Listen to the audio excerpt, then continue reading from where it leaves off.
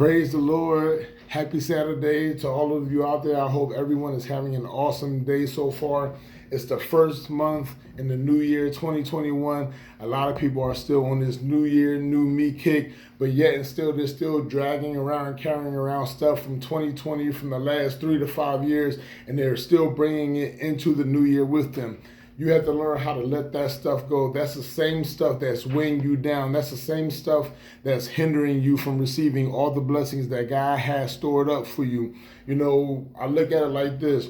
If you're holding on to something and I come and I try to give you something, you can't receive it because your hand is still closed, because you're still holding on to and you're still carrying around the same stuff, you know, the same baggage that you've been carrying around for the last several years. But as soon as you choose, because it's a choice, as soon as you choose to let that stuff go, then you can open your hand and receive what it is that I'm trying to give you. It's the same exact way with God. God has blessings stored up for you. God has things that he wants to do in your life, but he can't do them because you're still being weighed down by the same stuff that you've been carrying around for the last several years, whether it's anger, whether it's animosity, whether it's unforgiveness for somebody in the past that did you wrong. This is the same stuff that will hinder us from receiving the blessings that God has for us.